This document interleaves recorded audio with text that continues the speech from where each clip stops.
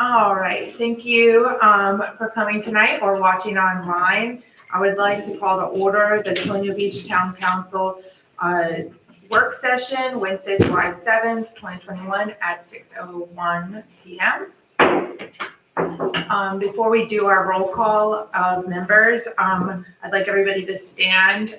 We're going to take a moment to recognize Mr. Ronnie Mothershead, who recently and suddenly passed away. Our deputy town manager and director of public works are going to say a few words. He worked with him closely.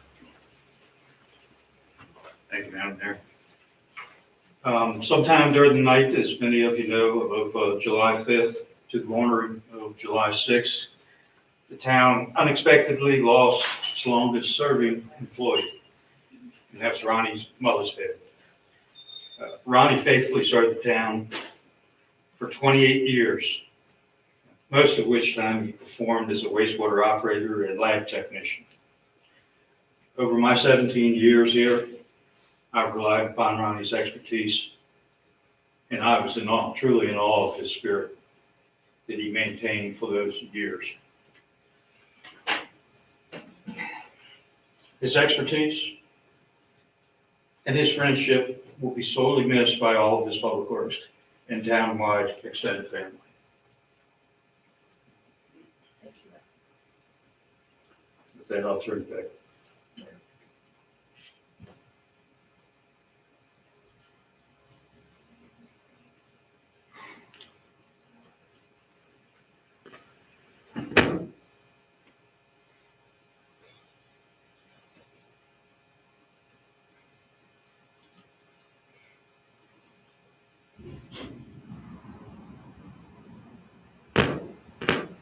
Thank you. I appreciate you taking that moment.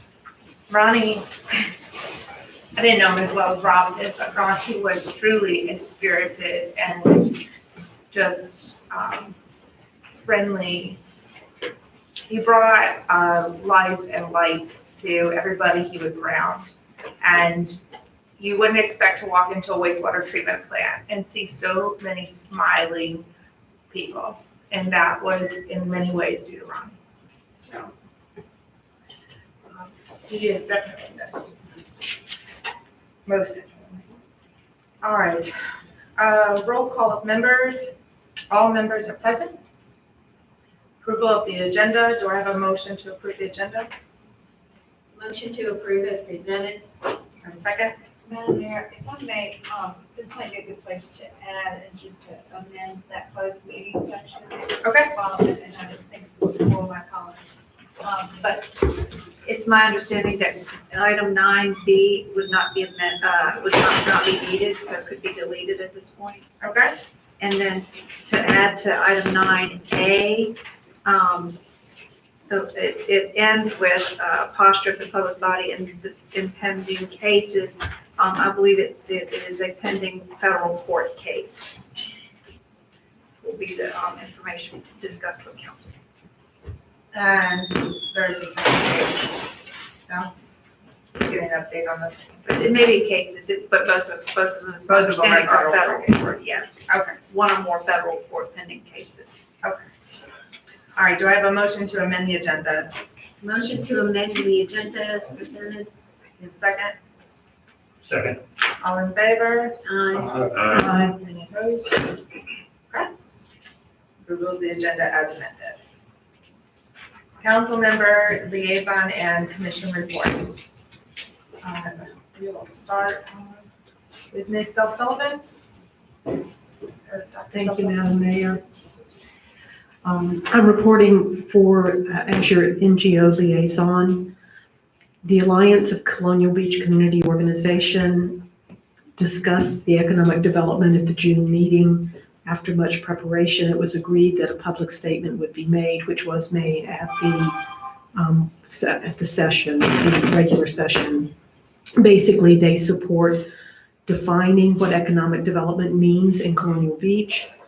They support the hiring of a grants administrator, grants writer, and the eventual hiring of an economic development director. The next meet and greet is going to be, it's called the Colonial Beach Newcomers Meet and Greet on Thursday, July 15th at high tides. And the Alliance will present more information about volunteer opportunities and volunteerism in Colonial Beach. Downtown Colonial Beach is working on a project with the town and the forestry department. And basically they have free trees, shrubs, and plantings that are going to be offered to property owners along Colonial Avenue. The types of trees have been predetermined, making sure that they are appropriate for our area, and supplies are limited. If you're interested in planting on your property along Colonial Avenue, you can contact Downtown Colonial Beach at info@downtowncolonialbeach.org. Downtown Colonial Beach also submitted a grant request for an Osprey cam to T-Mobile, and that was worked on by numerous volunteers and using lots of different pictures and things that had been taken previously during this very active Osprey season. They also developed a map of Osprey Nest, which seems to be selling out everywhere it's put up. You go in to get one and they're gone. And they're going to do a Find the Bird scavenger hunt on July 15th through Labor Day. They have developed a retail brochure, marketing brochure, that's being reviewed by Mary Washington University Small Business Development Center. And they are also working at becoming involved with the USDA Rural Community Development Initiative. James Monroe's birthplace is now open. The Monroe House is open for regular tours, and the furniture is starting to be moved in. So now's the time to get over there and see that beautiful building. The Colonial Beach Community Foundation has recruited new board members: Kay Blunt, Alan Darlington, Joan Fitzpatrick, Mary Larson, and Tom Tilt. They are actively working on the Northern Neck Beach Music Festival, which will be held September 12th. Anyone that wants to help, please contact Kathy Bachman. They are pleased to announce that after successfully launching and incubating WWER, our local community radio station, they are cutting them loose and they're becoming their own entity, and they will be taking over the license from the foundation. They are finalizing their new policies and procedures to become a professional community foundation, which is an accreditation for community foundations. They're evaluating the food pantry gift card program to determine ongoing need. They received a $1,900 grant for Plants Not Puddles from American Water. The money will be used to help residents plant trees that will help address stormwater management. So if you have a stormwater issue in your yard and you want to use native plantings to help resolve that, you can contact the foundation for support. The Chamber of Commerce, Mike attended the 2 Go Virginia workshops pertaining to site readiness and available funding. Colonial Beach is starting to get good visibility at these Region 6 meetings. Write-ups for the June 17th and July 1st meeting were sent into the mayor, town manager, and multiple Alliance members. The Economic Development Strategic Half-Day Workshop is being held on July 9th from 9:30 to 2. The input from this meeting will be used at the council retreat later in July. Multiple NGOs, town official, and business owners will be participating. The Chamber's award dinner and celebration was held on June 23rd at White House Restaurant. Awards were presented to Officer Luke Gilliland, the Colonial Beach Officer of the Year, Master Deputy Antoine Smith, the Westmoreland County Deputy Sheriff of the Year, and to Hallmark Tattoo for the Business of the Year, and Brandy Roberson, Lenny's Restaurant, for the Business Person of the Year. The sign has been completed. The welcome sign, business sign, and geo sign on 205 has been completed. The trolley is back in operation and is displaying the chamber businesses inside and out. The trolley will run through Labor Day. The chamber provided $500 in scholarships to Colonial Beach High School students, seniors.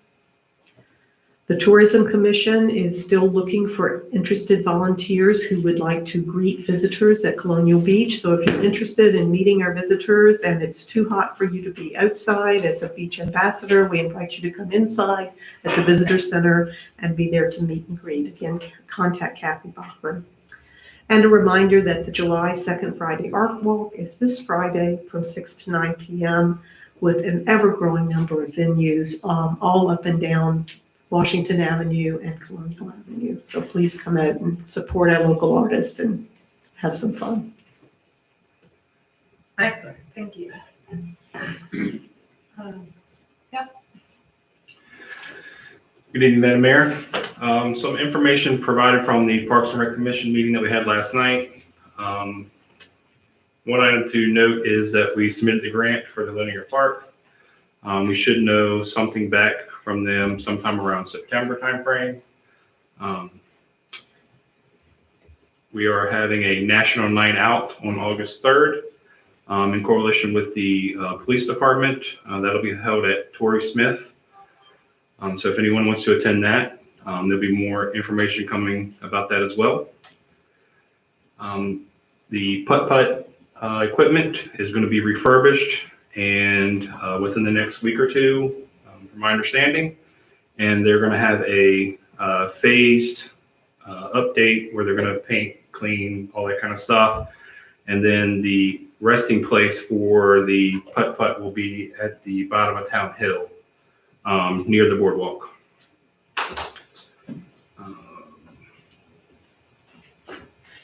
Let's see. That's all I have today. Thank you. Mr. David? All right, thank you. So June 24th, the Planning Commission had a meeting, regular scheduled meeting, and in that it was brought to the commission's attention, I mean, Vicki Luna, kudos to her and Kathleen for coordinating with CURA, the Center for Urban and Regional Analysis, so the ones we have working on our comprehensive plan. So they had come up with a very, it's an aggressive, but I think a very realistic timeline for the plan to come back and go through, and I'll run through some key dates. So the 19th of July, we're anticipating receipt of that plan back from CURA that we gave them. The Planning Commission will begin review of it, and then on the 29th of July at their next meeting, they will consolidate comments, determine what comments or comment everyone and which one shouldn't be in there. And then by the 30th of July, recommended comments will go back to CURA. So they've given us a 1-week turn basically to get comments back to them, a little over a week. 30 July, recommended comments back to them. By 2 August, the draft announcement for a public hearing will be put together. So we want to get, they're going to get in front of that to at least have the draft of it. And then on the 12th of August, we should receive back from CURA the revised comprehensive plan. The plan will be posted to the town website. And then also we'll advertise for the public hearing on the 12th of August, with the goal of 26 August being the public hearing date for that Planning Commission meeting. At that time, the goal is to have it certified to the town council for the council's review. So, and then the last thing with the Planning Commission is we discussed the current zoning ordinances and I would say lack of clarity of what short-term rentals are in our language. And so the Planning Commission will begin to look at that as they now have bandwidth with the comprehensive plan kind of coming to a close here for us. So that's all. Mr. Duggan? No report for 5 minutes. Okay. Mr. Mankier? Well, I had a brief conversation with the chief who is on vacation this week. Apparently over our 4th of July weekend, we had a heavier than usual volume of calls, mostly, and there will be no surprise in this, related to traffic and parking issues. But apparently we had no major incidents over the weekend, so that's the good report. Thank you. Dr. Turner is at a school function right now, and I'm not sure, or he's not sure exactly when he will get here to do a report on the school. I will share with you as here he comes across the street. He looked both ways, very good. But there is a lot of individuals who need rental property around here, and it's unbelievable, the need for it. And I stole his thunder and it just went through the door.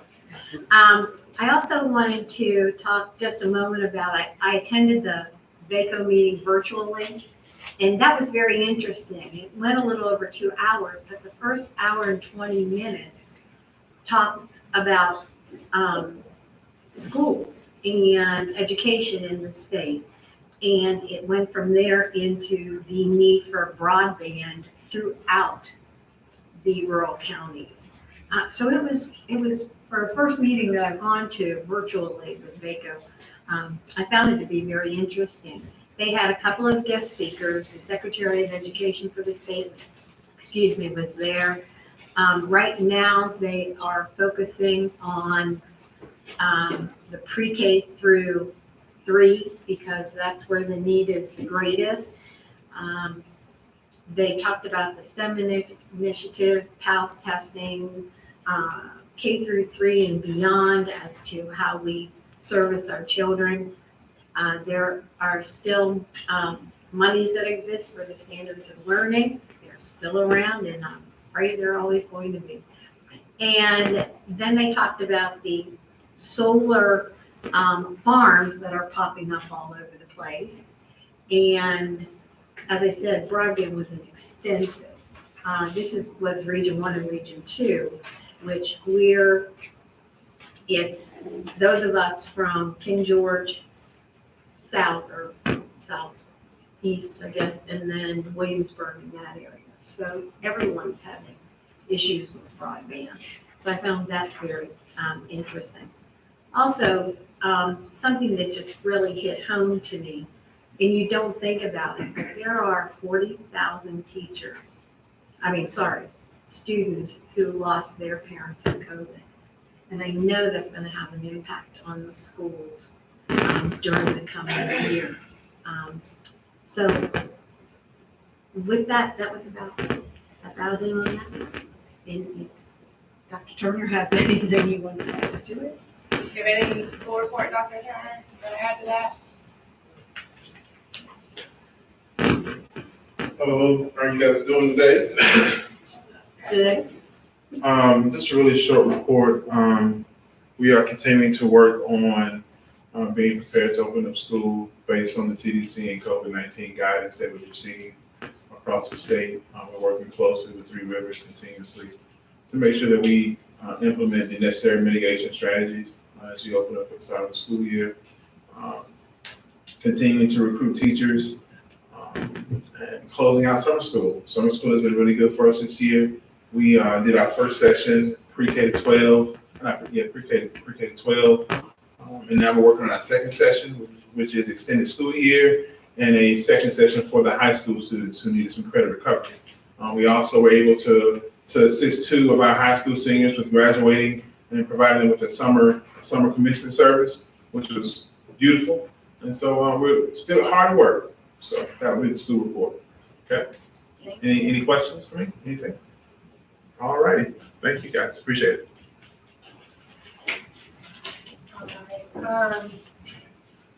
For RAP, we had sorry, I gotta turn my mic on.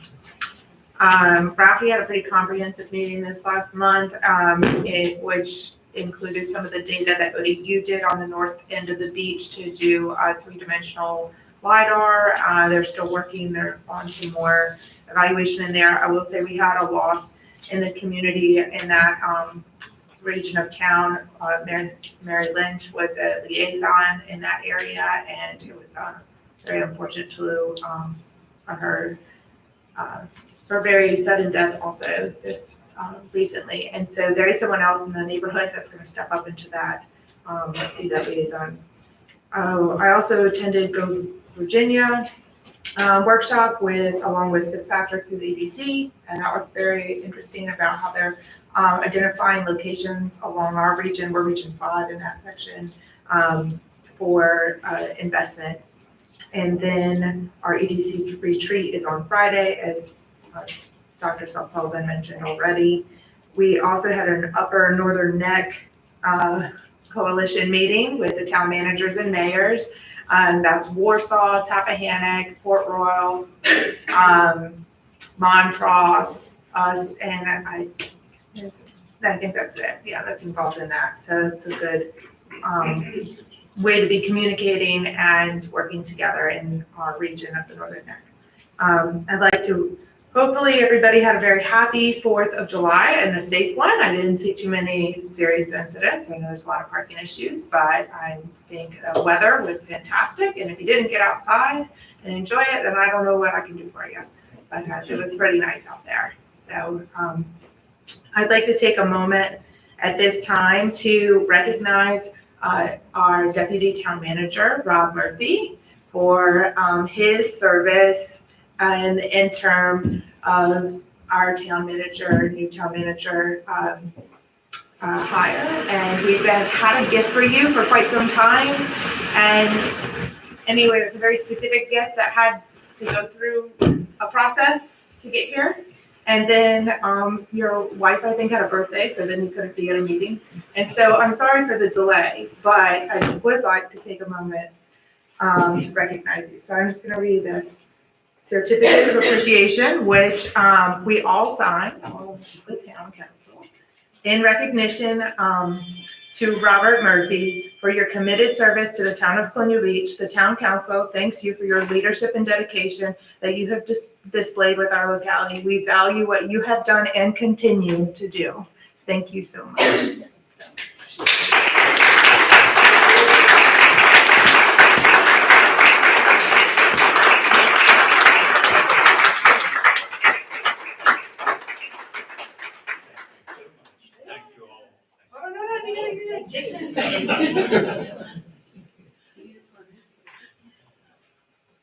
All right, and it comes with a little test.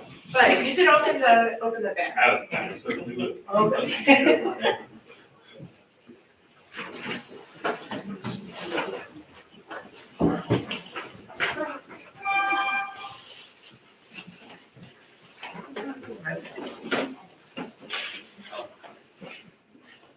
So we know you wear a brown one all the time.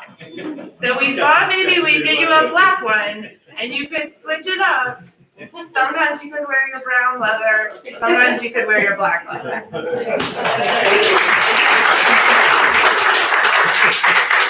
heartfelt gift. Yes, for special occasions. You can go to that. Very nice. All right, thank you. And next up we have presentations. Rain Gardens. First up, Jordan Rollins Williams and Lindsay Dillard.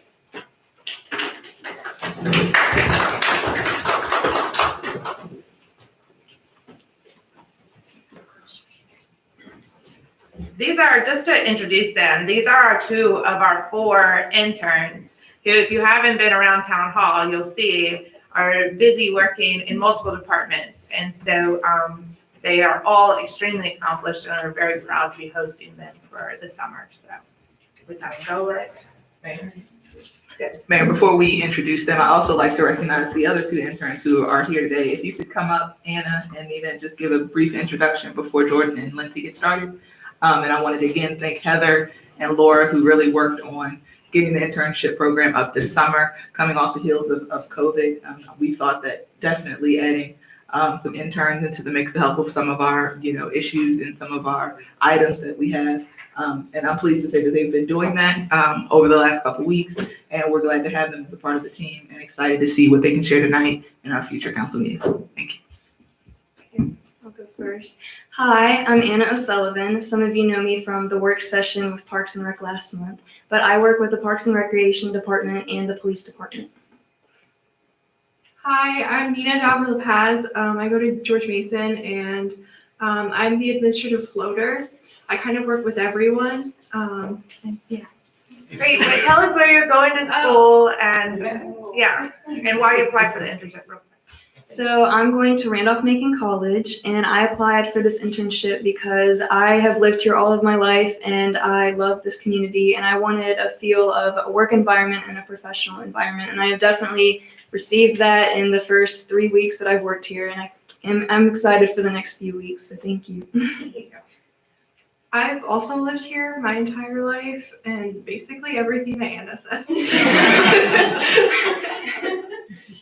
She was at George Mason, right? Yes. She did. Okay. Jordan Jordan and Lindsay. Well, good evening, everybody. My name is Jordan Rollins Williams. I'm interning in the town manager's office, and I will be a freshman at William & Mary this fall. And I plan to major in environmental science and policy, possibly on the pre-law track. And I'm Lindsay Dillard. I'm interning with Public Works. I'm a rising sophomore at William & Mary, and I'm studying biology and marine science. So today we're going to be talking about rain gardens and how they can be used as a stormwater management strategy. For the first half of the presentation, I'm going to introduce you to rain gardens, what they are and the benefits, and then Lindsay will explain how you can help Colonial Beach mitigate flooding by creating your own rain garden.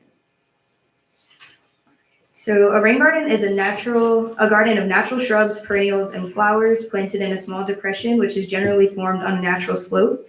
They are designed to temporarily hold and soak in rainwater and runoff that flows from roofs, driveways, patios, and lawns.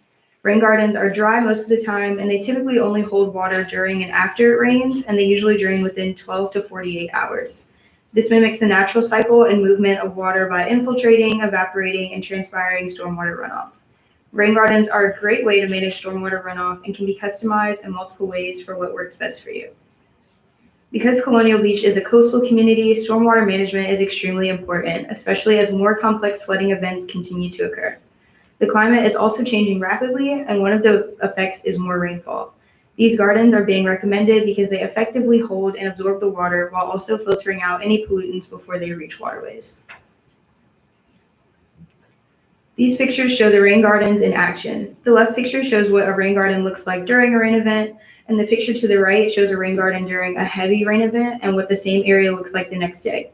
As you can see, after 24 hours, the stormwater is almost, if not completely, soaked into the ground, and there is no sitting water. Here are a couple more examples of what a rain garden can look like and how it can help mitigate stormwater flooding.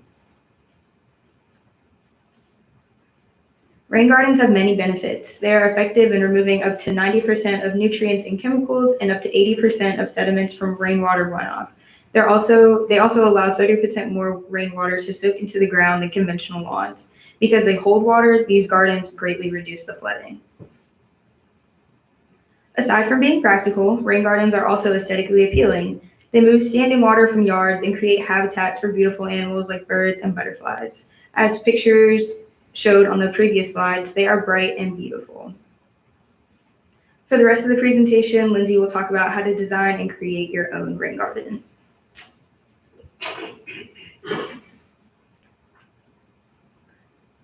Designing and planting a rain garden is very similar to creating other perennial gardens with a few exceptions. It is important to consider size, location, garden depth, soil, and plant selection because you want your rain garden to work efficiently.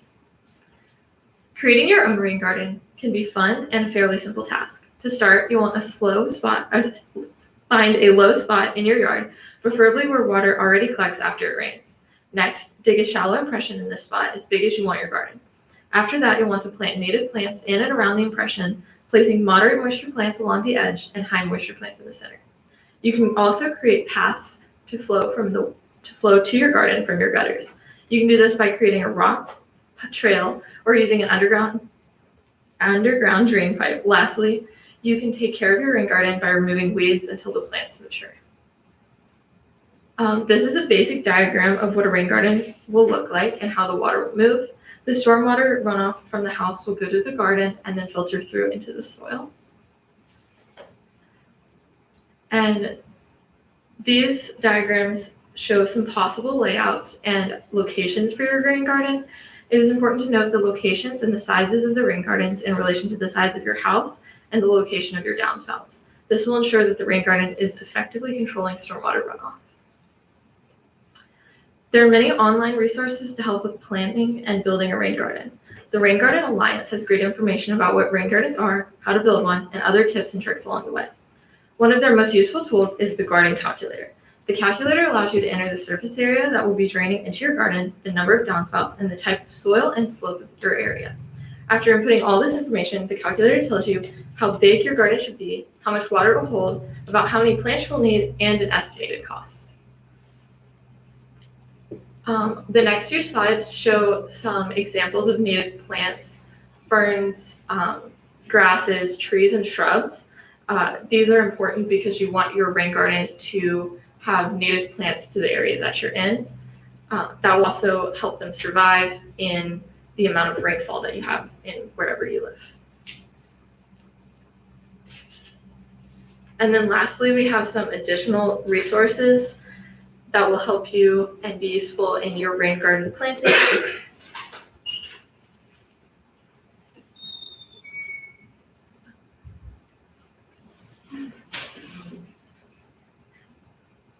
Is it stuck?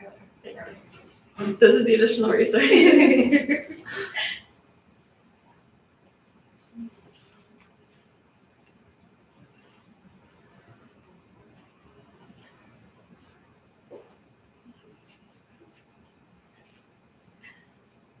Okay.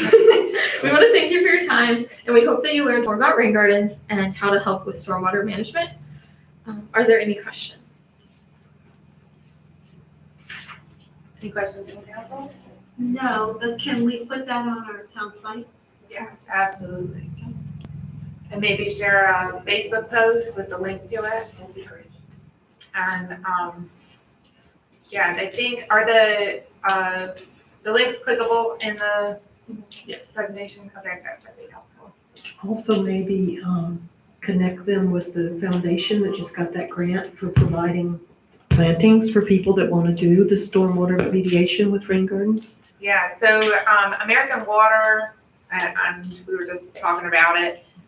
American Water had a grant for local community investments, and the foundation applied for it and received. I think Kathy Bachman is the go-to person for the grant received, and I think they received about $1,500, $1,900 for plants to do stormwater mitigation with, to do this. So any of the plants on the list, or if you have issues in your yard where stormwater collects and you'd like a solution, a practical solution, they can help you implement that. So we'll get our interns and Ms. Bachman connected together.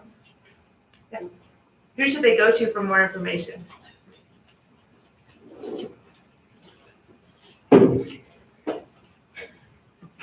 They can contact the planning department for more information. Thank you.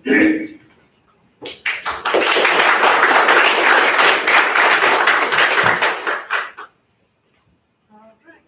Ms. Campbell and Mr., I don't know how, if I can pronounce that. Kinchelo. Very good.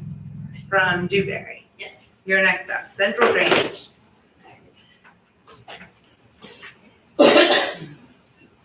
And we have an introduction slide in our presentation. So I'll start with the agenda and we'll introduce ourselves. All right. Thank you.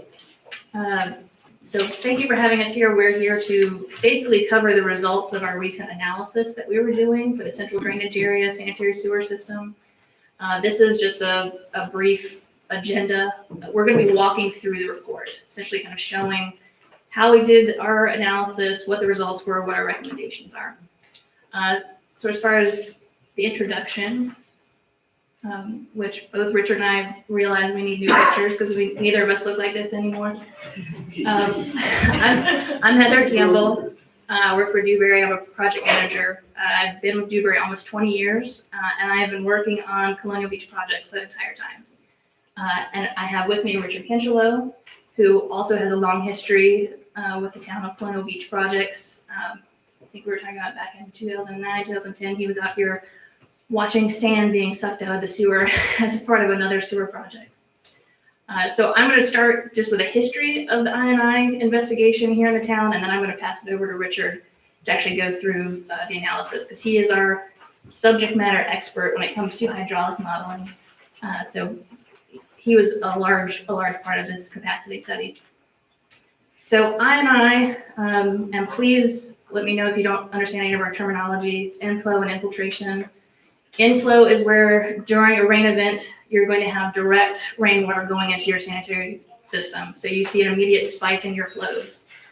Infiltration, it's a little bit slower. It's where rainwater is seeping through the ground and it's finding defects in the sanitary sewer system. So you're starting to see spikes in your flow a few days lagging after your rain event.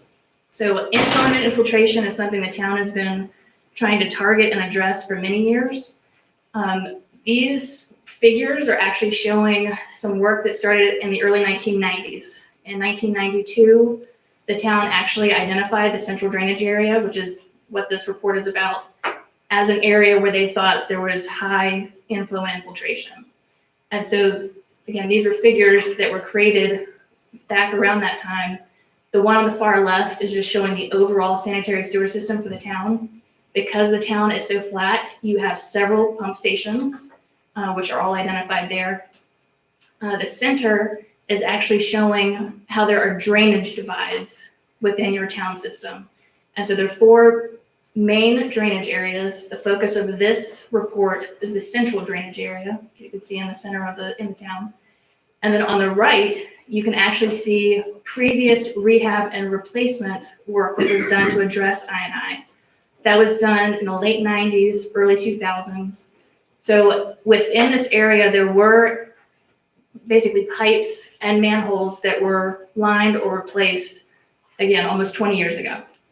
So sewer systems continue to age. Not everything was replaced. So again, we see that there are still continuing I&I issues.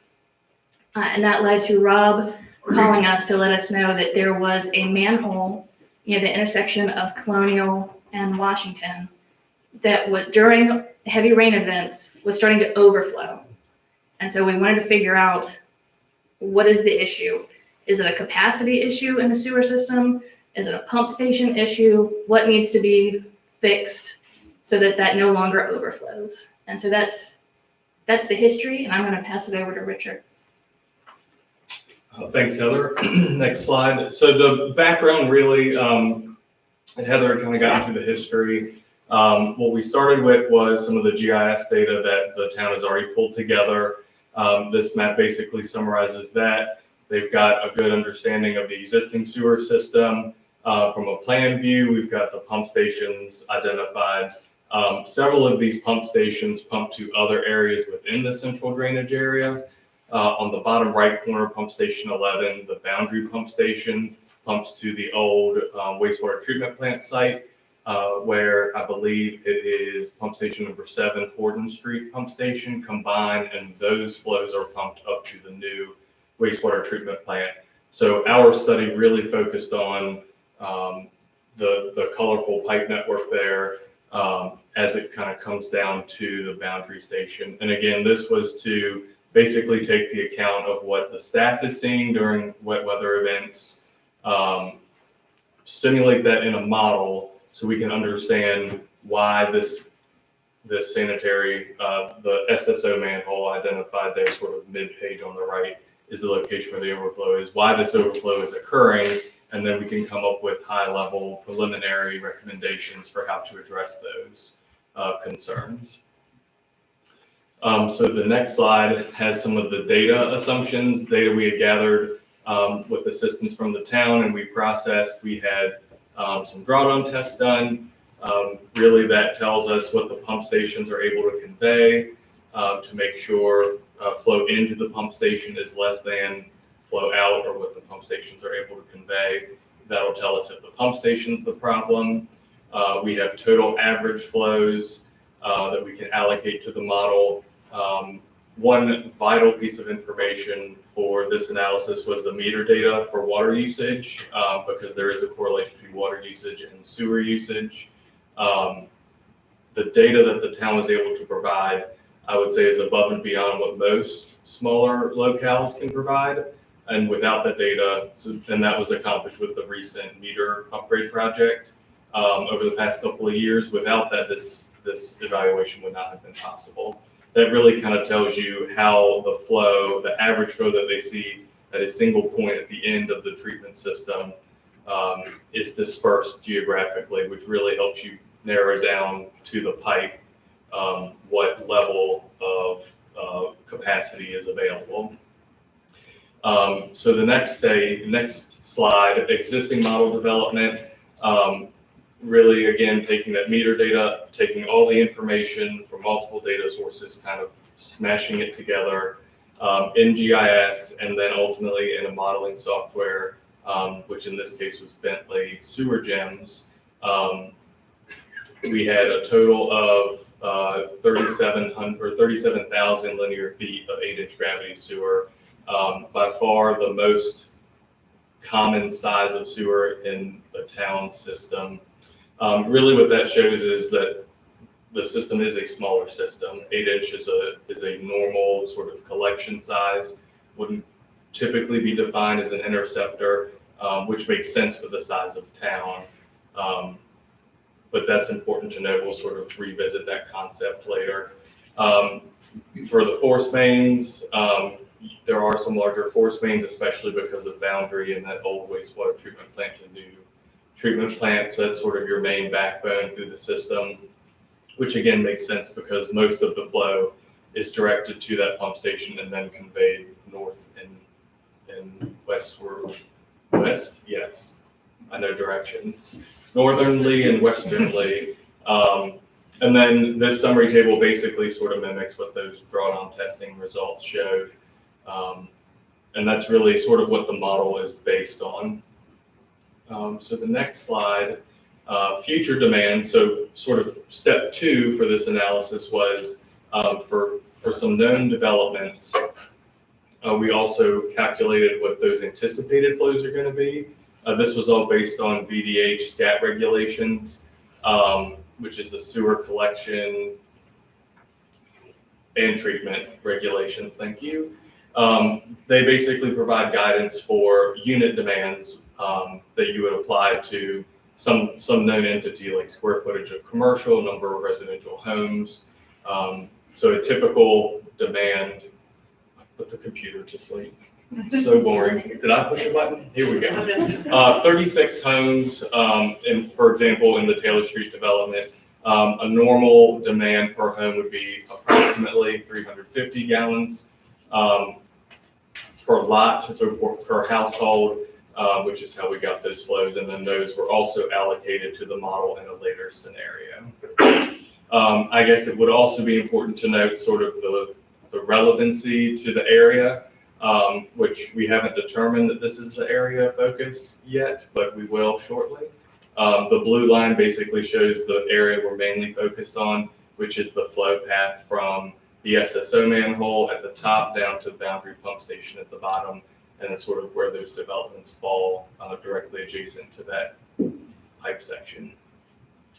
So next slide, please. So the hydraulic analysis, again, through the analysis, it became pretty clear pretty quickly that the area that we needed to focus on was this main section through sort of the middle, basically straight downstream from the SSO manhole, which is highlighted in blue there. As you can see, most of it is existing 8 or 10-inch line. And because of the topographic nature of the town, everything is very flat, which means it does not have as much capacity as it would if it were at a steeper slope. Next slide, please. So for the first scenario, it was sort of a twofold. First was to sort of basically take again the accounts from staff in the intensity of rain that was observed and what those results were. So we allocated the inflow infiltration, as Heather talked about before, to the model in order to see similar results. And anytime you're modeling or combining multiple data sources, you always have sort of a bust in your numbers. So we identified there in the middle a spot that was in need of some additional data validation, which we were able to work with town staff to go out and actually take measurements. Next slide, scenario 2. This invert here, once they went out and took the measurements, they found that they're actually, it was consistent as you would sort of think it would be. So in the next slide, it shows a much more consistent profile, which did help improve the height of the line, sort of the reddish blue line. That would be a hydraulic grade line. So basically what's happening here, if this is right in the middle at the height of your rain event, so the pipe is already flooded. But if we were to animate this, what you would see is basically the pipe is empty. At the pump station, you would see the level rise and fall as the pumps turn on, turn off. It's cycling through. And then as the rain event starts, pretty quickly you see the HGL line, hydraulic grade line, increase. I'm trying to model for everyone in the back. So, so that line increases, and ultimately what happens is you can see where the line hits the SSO manhole top. The reason that line is flat for the first section is because there's no flow through, or very little flow through that line. The other is at a more steep slope because it's basically an energy line or energy potential line. You've got the higher that line is above the pipe, the more flow is going through. So you're basically causing a backup because the pipe is not large enough to convey the flow without backing up. So that was interesting. The actual pipe elevations, again, with that resolved, it did slightly change those assumptions. And we made some tweaks to adjust that inflow because this better matched the field conditions. For the third scenario, the only difference here being we added future flows. Obviously, if it's already overflowing, we realize it's going to continue to overflow, but more quickly. But that's illustrated by your HGL line all the way to the right is now above the manhole lid. So more flow is coming out of that manhole more quickly. So what do we do about it? And again, if you were to animate this, you can see that the pump station is able to keep up with the flow rate during this rain event. So that there indicates that the pump station isn't the problem. There does appear to be a hydraulic restriction, which is why the HGL is so far above the gravity line, which is really the source and cause of your sanitary sewer overflow. So the next slide for scenario 4, this is where we sort of said, okay, we feel confident it's a capacity issue. What are we going to do about it? In this case, I think what makes the most sense would be to propose an upsize of that line to 12 inch. So again, that line currently is 8 to 10 inch. Upsizing by one pipe size may not seem like much, but on the next slide, you'll see the HGL. This is with future flows. There is some available capacity in the line. Your available capacity improves as you go further upstream, and you're no longer causing a sanitary sewer overflow. During that same rain event that the initial model was based upon. So next slide. This would be, so in order to address this in the short term, it would be to move forward with an improvement project based on the linear footage. We did conservatively assume it would be a replacement of that existing line. Again, this is a very preliminary analysis. Design would still need to take place. There would need to be survey as well. So the alignment may shift slightly. It may follow a different road, but generally speaking, effectively you need a 12-inch line from just downstream of the sanitary sewer overflow manhole to Boundary Pump Station. Once you consider traffic control, asphalt repair, the pipe itself, removing the old pipe, before you get started cleaning and doing some CCTV inspection as well, that helps identify where laterals are located so that all that can be considered for construction, all about reducing those unknowns. It ends up coming out to somewhere around $870,000, and that is I believe we call it a Class 5 in the report, opinion of probable cost. So that's for a budgetary ballpark perspective. That's one potential solution. There may be other options available that would cost less or be more cost effective that should be evaluated during that design phase. And with the next slide, so additional recommendations. So long term, what it was observed in the model is there is an excessively high peaking factor, meaning typically a normal peaking factor would be approximately 4 times what your average flow rates are, is what you would see during a rain event. This was significantly higher, which generally is a sign that additional inflow infiltration abatement is needed. One alternative to doing the additional I&I would be to upsize the line from a 12-inch to say an 18-inch, for example. Upsizing the line really isn't, it's just sort of kicking the can down the road. It's not addressing the core issue. And it's also additional money that may or may not be needed once you are able to control the inflow and infiltration more effectively. So it would be sort of a hybrid approach, both save money upfront with the initial construction cost and the capital investment, while also continuing, as the town has been doing, like Heather said, for 20 plus years, in reducing that overall I&I, which could help improve other capacity issues down the line. This would be recommended for a townwide investigation, similar to the efforts that were done previously,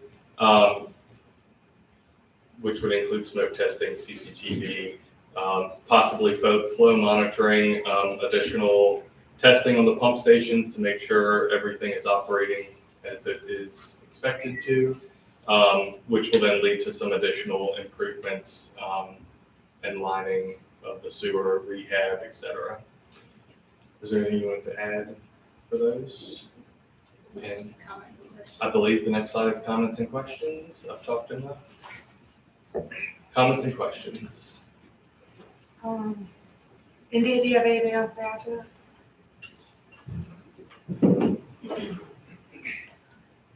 I'd like to thank Dewberry for coming and giving the report. I would turn it over to Rob to add any additional comments, as this has been an issue on the CIP and an issue for quite some time, and he has a little bit more historical knowledge on this item. But again, we thank you for coming and giving a thorough report and updating us on this issue.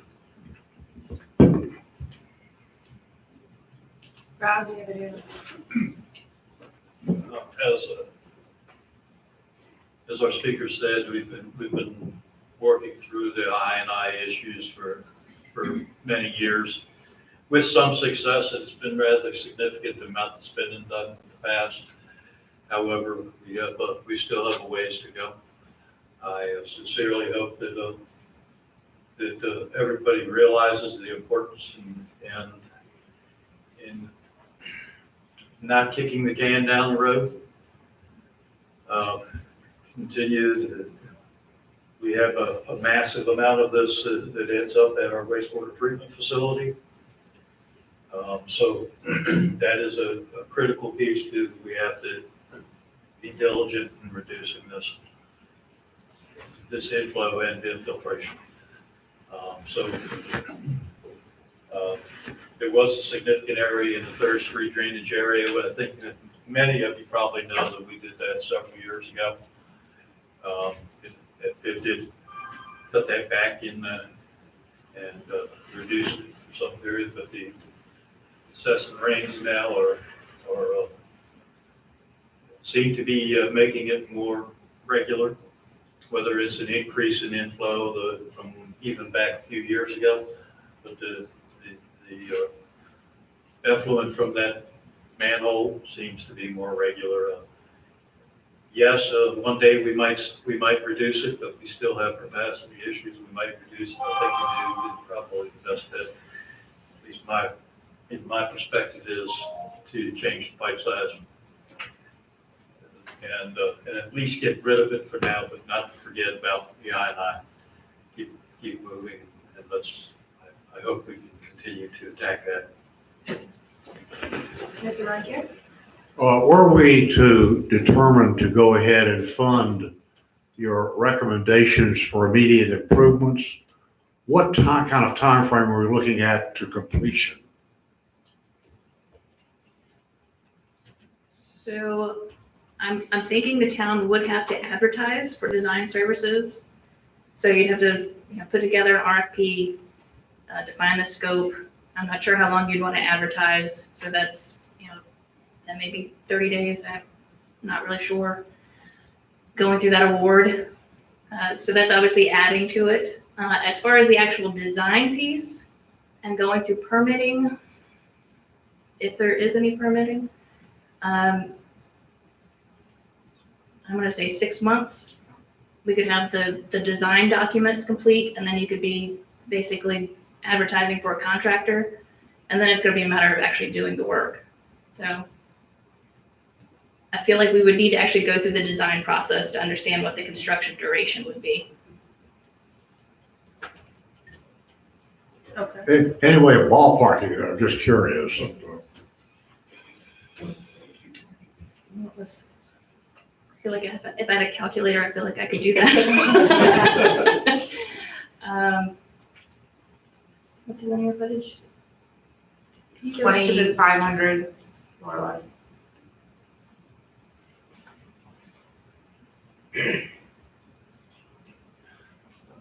Yeah, I really wish I had my calculator. Is that something that I could provide after this meeting? I mean, I can definitely provide it to Rob tomorrow. I just don't want to throw out a number and then be way off. Okay, well, it doesn't sound like, it sounds like a year would be at least. I mean, if it's 6 months for design, we gotta advertise, that's another month at least. We have a meeting with rural development the end of the month. Well- Tom, we have a meeting with rural Well, development. the suggested timeframe, I think, is critical in It terms is. of how fast we move on this. Yeah. I will say if you're trying to do this through like rural development funds, that's going to add a lot of time to this project. Okay, well, that's good to know too. Yeah. Okay. Yeah. So as you described, the increase in the size of the pipeline is getting rid of a symptom right now. What have you seen, or are there any analysis you can make on how to reduce the I&I as an issue in total? What is causing us to be so bad in this area beyond just rain? Because I mean, other people are dealing with rain too, but obviously we tend to have bigger issues. And I know we're flat, I got it, we're on the river, but if we talk about I&I as if it's an enemy out there or something that's happened. So I mean, what can we do to start reducing or getting rid of the cause of our issues? So I'll just say the cause is just a very old gravity sewer system. I mean, the project that we did for 3rd Street pump station drainage area, that ended up being so much worse than what we were thinking when we actually got in there and started doing the CCTV investigation. A lot of the old gravity sewer pipe is concrete, and concrete over time gets worn away by water. And so there were several sections where there was no more bottom of the pipe in that drainage area. So that's probably in other areas of the town as well. Again, it's just very old concrete pipe. Is that what the CCT would then reveal to us of where we have that area? And then what does the smoke test do for us? So the recommendation that that we've been discussing with Rob, to do a town-wide analysis is to repeat what we did back in 2003, which is for a period of 30 days, we would use all of your pump station run times, and then we would compare it to wet weather data. So there would need to be some type of rain event during that time. Now that's easy. And then you analyze the flows in each of those drainage basins. You're looking at what's average dry day flow versus what your wet weather flow is. And then we would target, like we did that time, 2 drainage basin areas that popped up as just very likely high contributors of I&I were the 3rd Street pump station area and the Bancroft and Lafayette area. 3rd Street pump station area looked like infiltration. And kind of going back to what I said at the beginning, looking at the flow data, you could see a lag in the flow coming in. So it was like you'd have your rain event, and then you were seeing the increase at the pump station a little bit later. And Bancroft and Lafayette, you were seeing an immediate spike. And so that indicated that it was going to be inflow, a direct inflow issue. So if inflow is what you think that's what the data is showing, that's where you would smoke test, because it's an easy way of trying to figure out where is water getting into your system, because you're going to pump smoke down into the sanitary sewer system, and wherever you see smoke pop up, that's a point of inflow. And so you're looking for possibly there's a storm sewer connection that for some reason has been connected to your sanitary sewer. Which should not be. Should not be, absolutely Does not. everybody in the audience understand that your stormwater drains from your house should not be connected to the sewer system? I say that because I've had 2 plumbers call me about showing up at people's houses that have connected their gutters to the sewer system. And you can be fined for that. And if that is a problem, we are having an inflow problem because people are sticking their stormwater to our wastewater treatment plant, which all costs us money to run. Then that's gonna be a big problem. Run it to a rain garden. That would be a. Yes, that is an appropriate place to put it. Exactly. Not in a giant treatment facility. No, right. Yeah, so smoke testing is good for when you realize the flow is showing that there's an inflow issue. And then if you're seeing that lag and that's indicating that there's infiltration, that's where the CCTV investigation would be helpful. You would actually send the camera down into the pipe to start looking at the defects. So just following up with this smoke screen thing and what the mayor just talked about. So if we pump smoke down there and somebody's got their stuff tight, you see smoke coming out of the rain spouts up top of their houses? Yep. Awesome, okay. And I will say, anytime I have been a participant in a smoke testing event, there is always a fire engine that shows up because someone thinks that there is a fire when they see the smoke. And flyers are sent out to everyone to let them know, this is what's happening. Fill your drains with water so that none of your drains are dry and smoke isn't coming into your house. So yeah, there's usually, just FYI, you usually alert your fire department, hey, we're smoke testing. They obviously can't ignore any calls, but I'll just say that usually the fire engine shows up at some point during the smoke testing. Thank you. So how fast can we smoke test? So the smoke testing recommendation would come as a result of the overall I&I analysis. So that was, and I actually just sent that proposal to Rob this morning, of being able to evaluate the data of, again, if I can get 30 days worth of data and the rain gauge data, then we'd be able to start. Is that evaluation? Okay, and then we can identify where to smoke test at. Correct. Fantastic. And those are parallel tracks with the design and the further investigation. Okay. So they can be done at the same time. Okay. Yes, Dr. Sullivan? Thank you for a great presentation. As someone who has modeled some biological systems in the past, I know how hard this is. One question for you is, how confident are you in the data that you're using? Great question. So we did initially make some assumptions, which as engineers and people who build models, we don't necessarily like to do. But the more we spoke with the Public Works Department and the staff and understood what the actual issues were that they were seeing, the more confident we became with the results. I'll say when we modeled it, the only location in the entire town that overflowed was the same location that they found overflowed. Rob's gut was telling him that it was a pipe capacity issue. As a general recommendation, because I do believe in the trust but verify philosophy, I recommended that the town have staff at both the SSO manhole and at the pump station during a rain event, so I'll apologize in advance for that. Maybe we can send some Dewberry rain jackets or something. But I want to make sure that the pump station is operating as we think it is, as it should be, which it sounds like it is. And I would even recommend sort of walking back on foot and pulling manhole lids to see. And if you're noticing that, and it's luckily the town is flat, otherwise it might get a little dicey. But if you pull the manhole lid and you can see that water level is higher at each manhole, then that should very closely match what we modeled. So I'm confident, but I would recommend verifying in the field. Okay, thank you.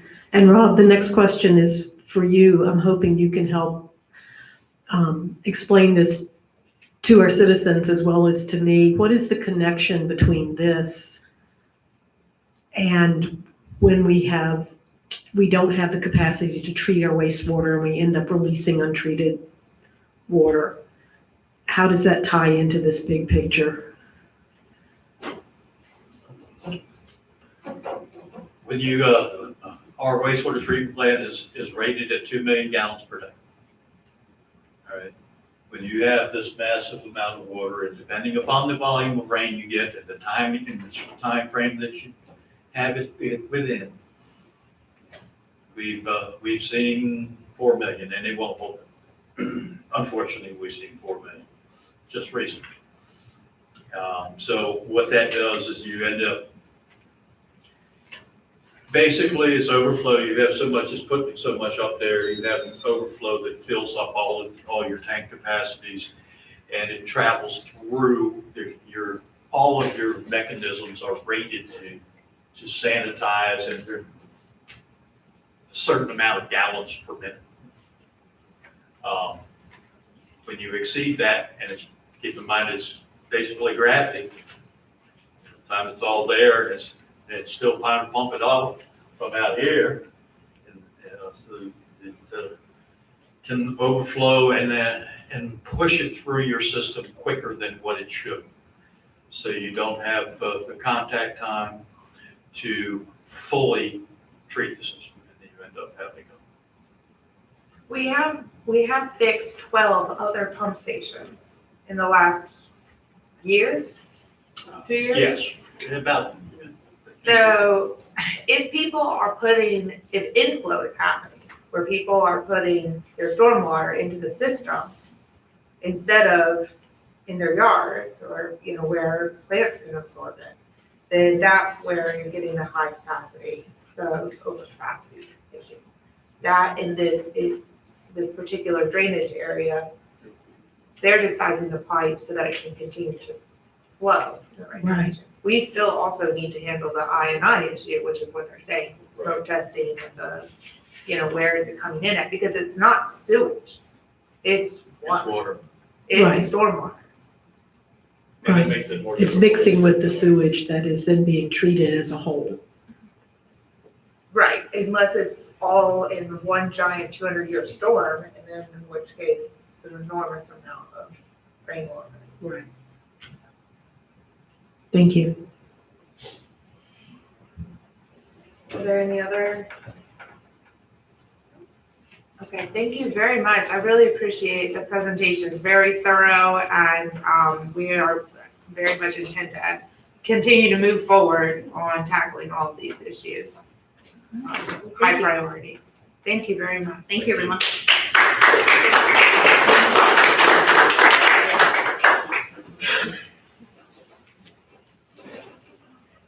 Okay, citizen input.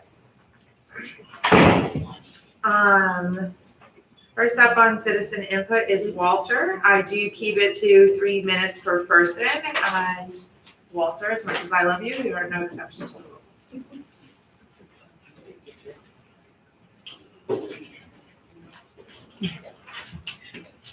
This one was broken up in 2 history lessons.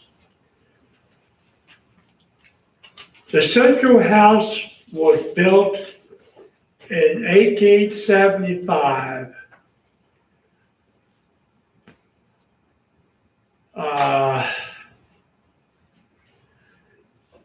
The Central House was built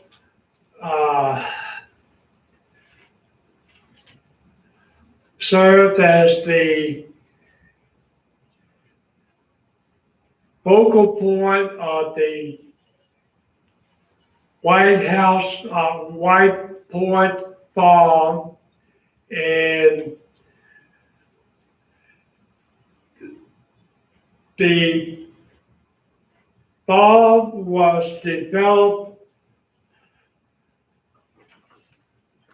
as Colonial Beach in 1872. And the streets were divided, and the other thing, the golf cart capital of Colonial Virginia is in Colonial Beach.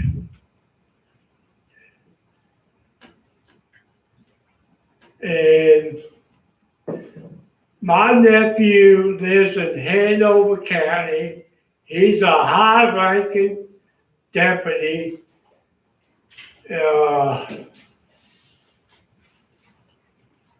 And the Hanover has sent to the town on their brochure of how they operate on golf carts. And, you know, they need, we need to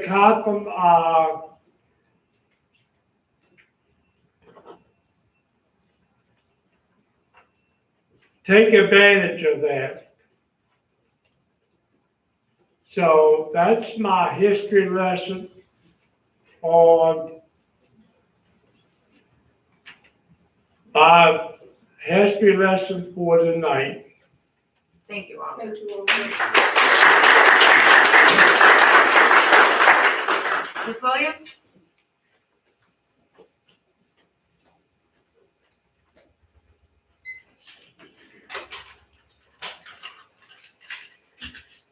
Good evening. My name is Paige Williams, 1535 Irving Avenue. I actually have a lot of more important things to address tonight, but this took precedence over that because something happened at the last town council meeting that kind of upset me. Town council meetings are a place where all citizens should have a safe place to voice their concerns at the podium. While it is okay to disagree with your fellow American citizen, the town council podium is not the place to do this and should not be allowed to turn into a debate between citizens. People can go to the numerous social media outlets if they want to banter and debate, or I might suggest they could run for office. And as we all know, social media is, people can get really nasty on there. It's easy to sit behind a computer and attack people. Citizens who take the time to get off their sofas and voice their concerns at town council meetings deserve the respect of being able to have their voice heard without being interrupted, speaking out of turn, or it turning into a debate. I don't think it is fair or right to allow citizens to speak out of turn, to attack, dispute, or debate another citizen's testimony. And I witnessed this happen at the last town council meeting. This is not only unprofessional, but unfair. So let's keep it fair. I would recommend that this spot at the podium remains an untarnished safe haven for voices to be heard, and be fair about all citizens getting to speak only 3 minutes. Thank you. And by the way, I recommend upping the citizen input to more than 3 minutes. And when you're speaking, to just not be cut off. Like, at least let us finish our sentence. But 5 minutes would be great, or more. Thank you. Have a great evening. Mr. Williams?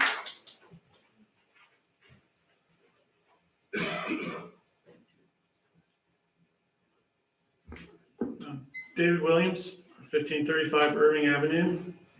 I guess my comments tonight that I had prepared were kind of falling line pretty well with the Dewberry presentation and all the questions that were asked by town council.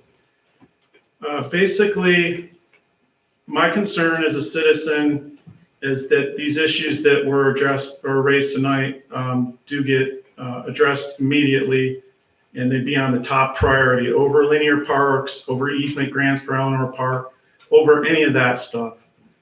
3.5 million gallons of raw sewage in our waters. Our kids swim in these waters, people fish in these waters.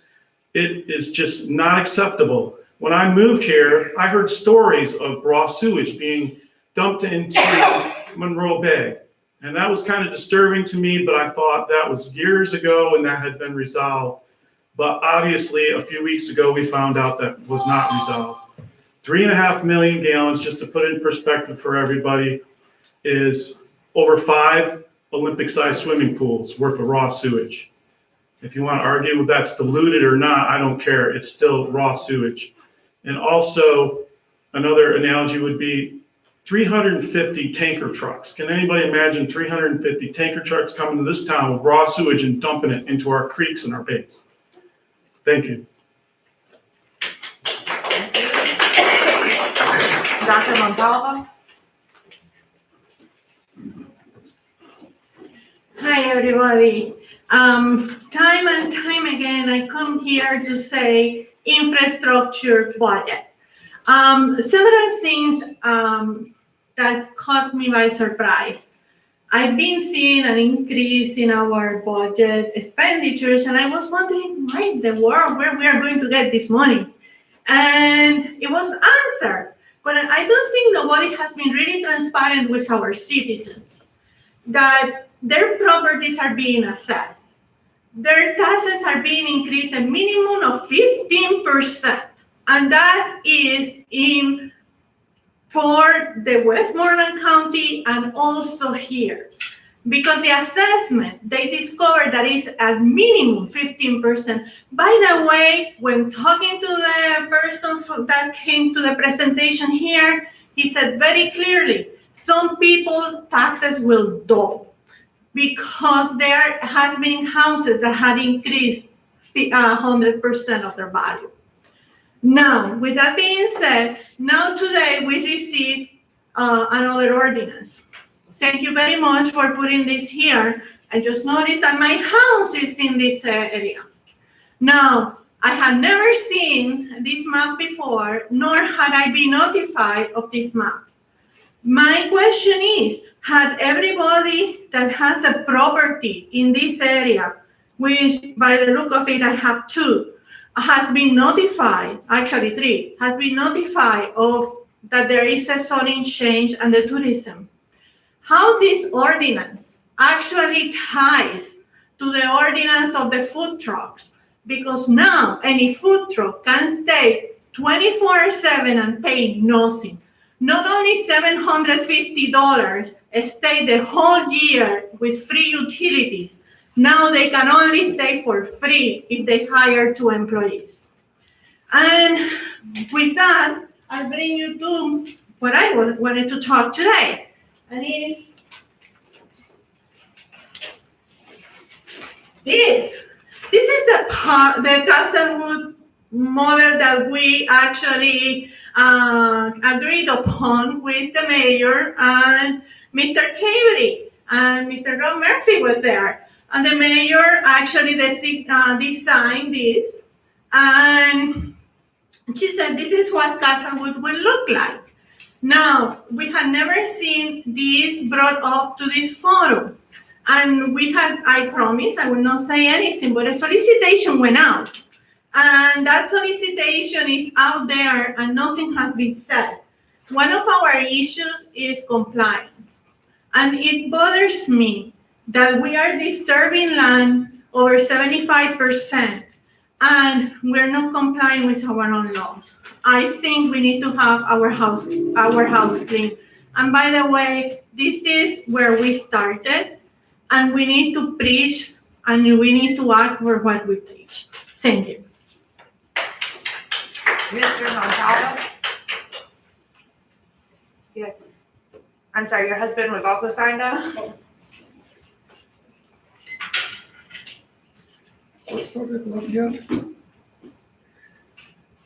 The First Amendment protects our rights to free expression. However, our ability to express ourselves is currently being diminished in many aspects. From what I have heard, the town government will use Nextdoor as the official social network to disseminate information. If that is true, you may want to check on what that means moving forward, since if I disagree with a town posting or position, I have the right under the First Amendment to express a different opinion without being censored by any of the leads, one of whom is an active member of this council.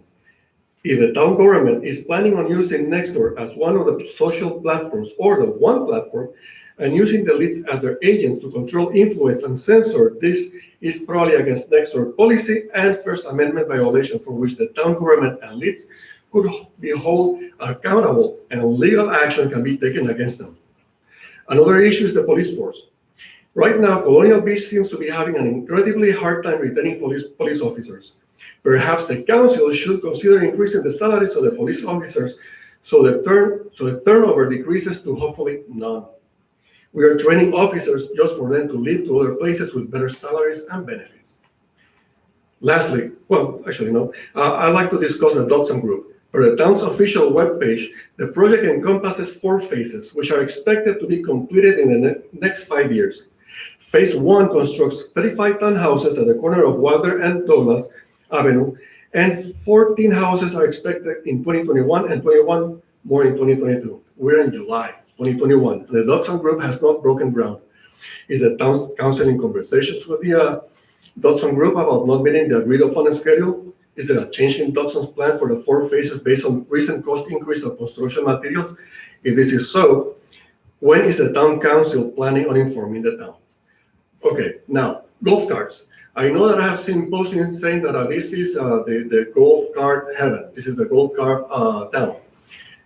Let me talk about 4th of July. Yes, many people having fun. I saw a golf cart, a 4-seater, in which 6 people were sitting in that 4-seater, and many other adults hanging from every side and corner of the golf cart. They were all drunk. I saw 2 girls, one who was holding a baby on the passenger side, no seatbelt, no nothing, and the girl who was driving was speeding. How do I know? Because they passed the car. Heartbreak, no more baby. I saw kids, 10 to 12, 13, maybe 14, unlicensed, whose parents probably think it's funny and fun to give them the golf cart. Are we waiting for a tragedy? Are we waiting for somebody to be killed? I mean, if that's what we're waiting for, let me know. But this is, if we're going to be a golf cart town, we should be a safe golf cart town. And lastly, the INI, and I know I'm over my 3, the INI, let's not blame the few people who are connected to the sewer. It's not a people problem, it's a town problem. It's your problem. The council should act on it, and the council should correct the infrastructure that is failing for many, many years. Thank you.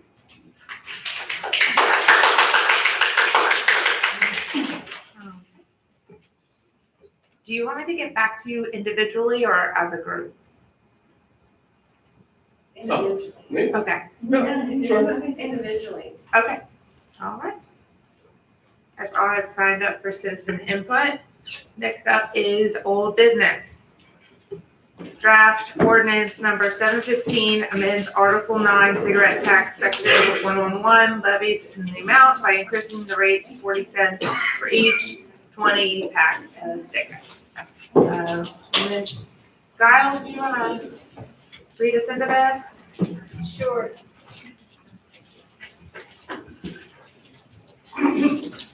And there will be a public hearing on each of these items at the next meeting. So if you have a comment on them, just hold it for the public hearing, or you're welcome to email any of us or Ms. Adams-Jacob.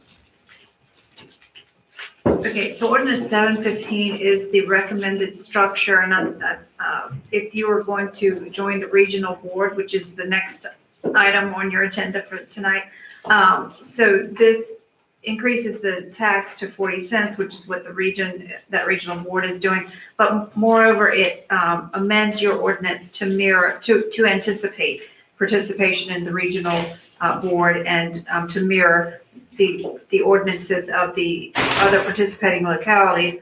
And the reason for that is because one of the, well, probably the main benefit of participating in the regional board would be enforcement. So therefore, the more like and more similar the ordinances are, the easier to enforce. In other words, it's basically critical that the ordinances mirror each other. So this is an amendment to your ordinance just to restructure it, but the only real substantive edits or impacts are, again, to increase the rate, but to include the language that anticipates your participation in that regional board. But otherwise, it's generally the same because it's a cigarette tax, which you already have.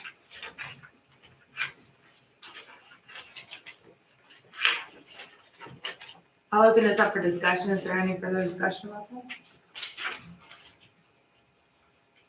All right, I spoke to it last time where taxes in the surrounding counties, surrounding areas are all the same. We've been traditionally the lowest, but again, I go back to Virginia's the lowest state in the union for cigarette sales prices anyway, so. Does this, this only applies to tobacco products then, correct? Yes. Not other kinds of cigarettes that may or may not Well, exist.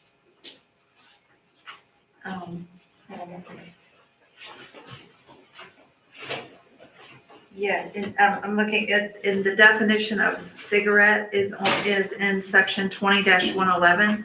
It is item D, or definition D, like D like dog.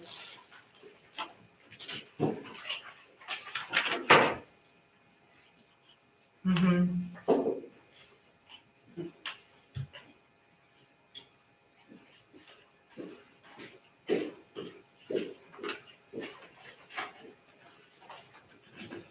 It's actually a little wide open on that. Okay. Right? Says there were other plans, right? Yeah, I know. I'm just reading. Okay. Because I imagine as that moves forward, it was going to be controlled through the same entity as tobacco, would be my guess. Okay. I don't have any questions. We've talked about this one, several times at this point. The public hearing is in 2 weeks. I feel like we've filtered through a lot of it already. If I'm not seeing any more questions, I'm going to move on to the board. So the first part of old business was in tab A was the increase of the rate to 40 cents and then the language of the board in the ordinance, the town ordinance, and the second is the establishment and joining the actual regional board. Is there any discussion on that? I would say there's an agreement that should be approved as well. So I think that may have been provided to you, but definitely it will be included in the packet for the public hearing on that, because you're joining the board, but there's an agreement, there's a joint agreement among the participants in that regional board. And we're to understand that's 5% if the sales is our end of the bargain for the agreement. But it goes further, it talks about the governance of that board, that regional board, and enforcement authorities and that sort of thing. And then Northern Neck Planning District is gonna be who administers the board. Right. They will serve as the fiscal agent, and Mr. Jerry Davis will be here at the public hearing in 2 weeks to discuss if there are any additional questions. Yeah. Okay, are there any other questions on this? Seeing none, we'll see you at a public hearing then on the next meeting. Next up is the ordinance 717, the amendment of chapter 23, the economic incentives of the technology and tourism zones, and repealing chapter 24, which was already repealed by the Virginia State Code. Ms. Easley, you wanna lead us through this?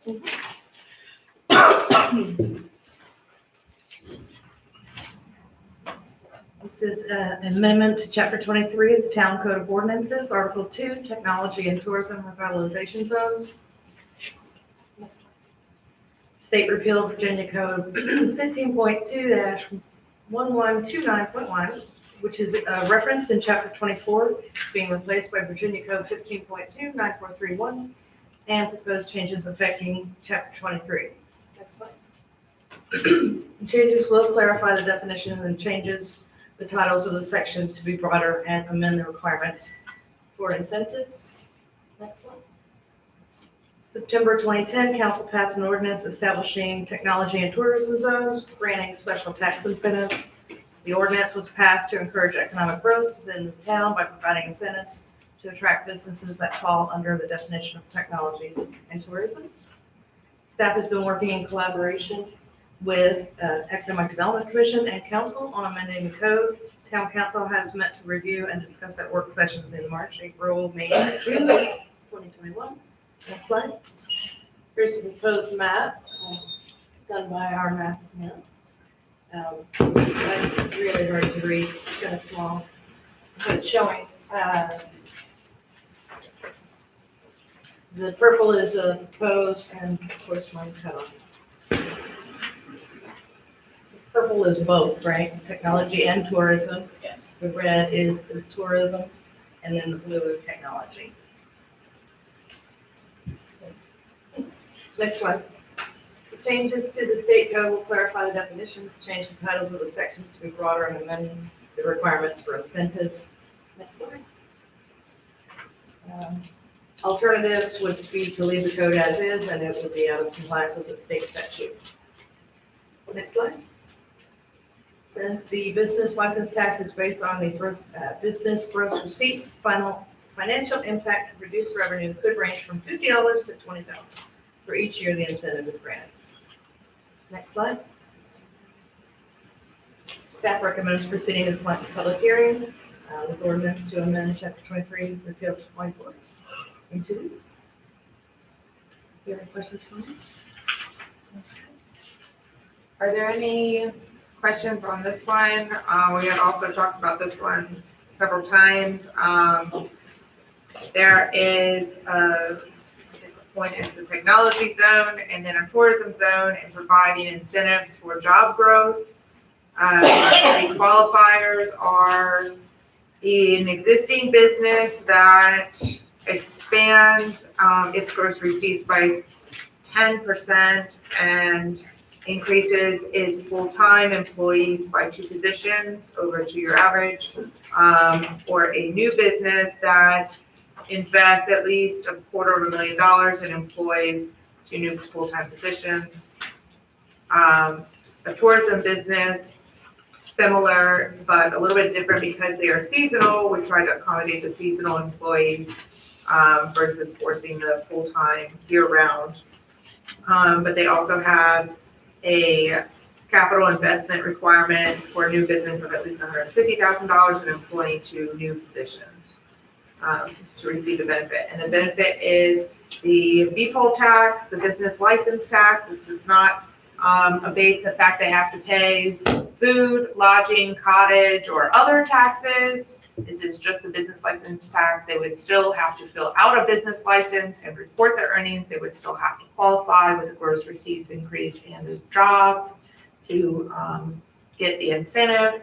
But it also allows us to negotiate and support other economic development potential new development if we wanted to, try to attract something that was in one of these, fit in one of these zones, particularly in healthcare. I think there seems to be a strong need to attract healthcare professionals. And so it gives a little bit of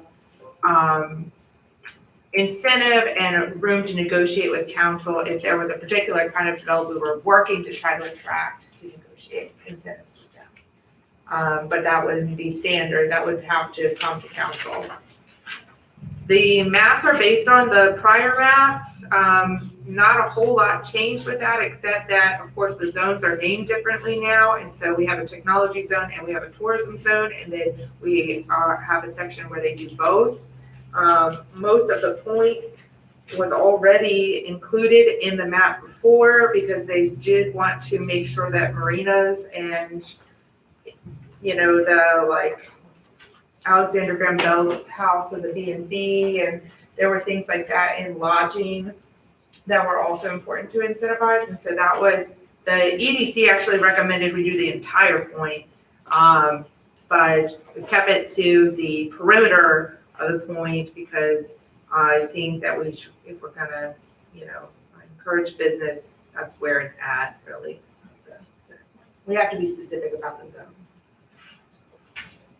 Any other questions on this? Okay, that is going to public hearing then in 2 weeks.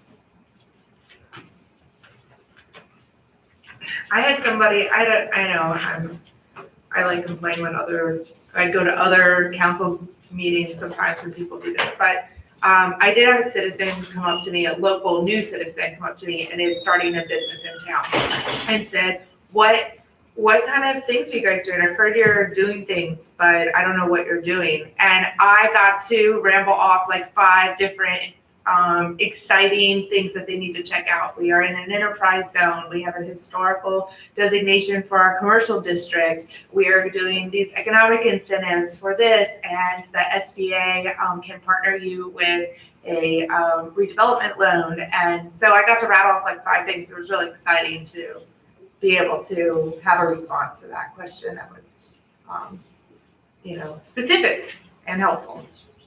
So looking forward to, I think, that brochure that they're putting together through EDC to help talk about those incentive programs. All right, off my tangent, sorry. Next is new business. Amend and appropriates FY 2021 budget water sewer fund for the acceptance of the USDA grant for the jet truck. Ms. Oaks. Okay. At our April 21st regular council meeting, we passed resolution 15-21 accepting the grant as part of the USDA loan for the new jet truck. We received those grant funds in June after our regular meeting in June. So this resolution is appropriating and amending the water and sewer budget to reflect the grant proceeds that we received.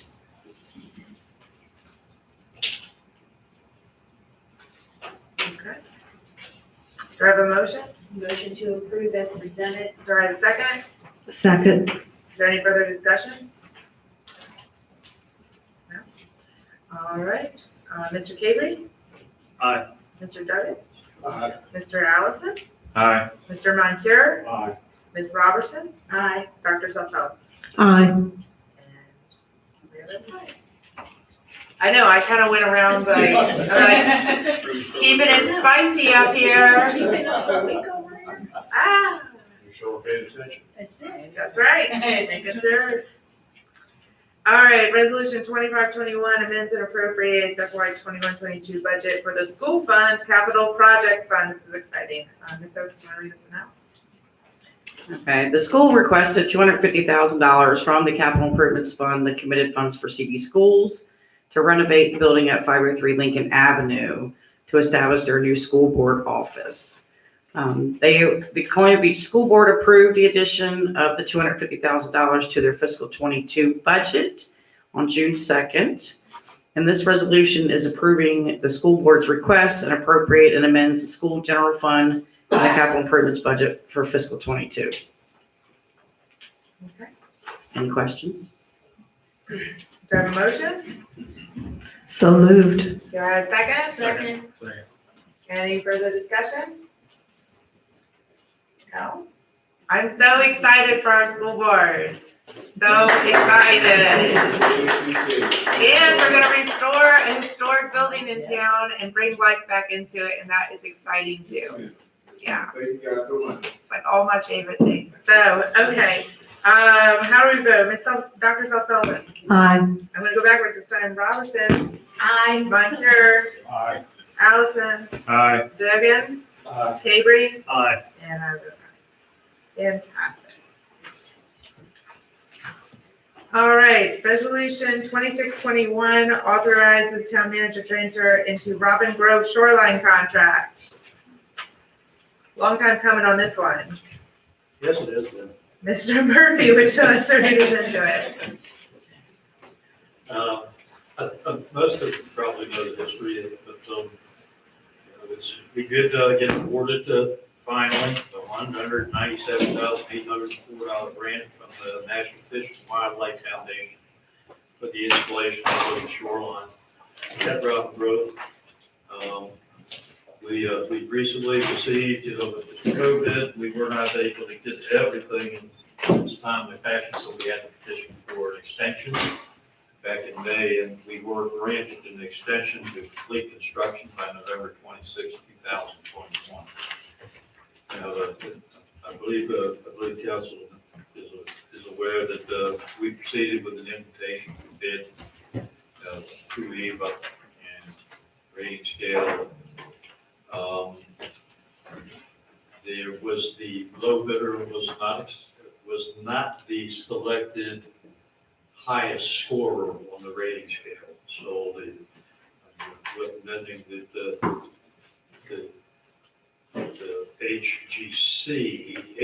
HGS LLC, a wholly owned subsidiary of RES, that their town manager authorized the town council so first in that selection. Or that either way, the town council authorized the town manager to put the final contract so that we can proceed with getting this project done. You should know that that RES, this HGS, was the only one that provided an actual schedule within the time frame that we need to meet. The others, I don't know if you reviewed them or not, but the others did not provide that. Also, if you notice their past performance and other jobs, I believe that those were very similar to what we were doing. And also their history was resume was quick. With that said,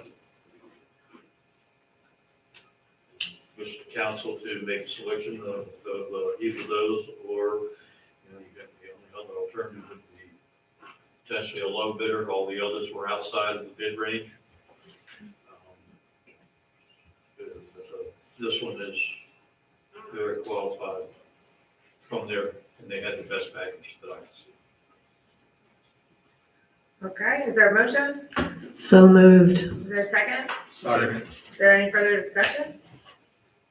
I just want to reiterate what Rob said. After looking through those packages and seeing that the company that we're recommending, with the scope of work they had, the similarities to the shoreline issues that we have here was encouraging to see that this is not a new problem for them to look at. And so, as Rob said, given the scope of their work, their past performance in other projects, and at a much probably larger scale than we're looking at here, it seemed like, given the other two were so high, the other one was very low, but very little in the package to submit. It's like, I don't know how that It's a would. question. Yeah, so it seemed like a very worthwhile, decision to go to that one. I agree full-heartedly. I went in and met with Rob and looked at the project summary and their credentials, their way they presented the RFP was just, I mean, you couldn't have asked for anything better. I am absolutely in support of accepting your recommendation, Ron. Fantastic. Any other discussion? Okay. Mr. Allison? There you go. Aye.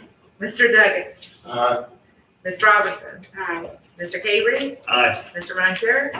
Dr. Sullivan? Aye. Chair votes aye. Fantastic.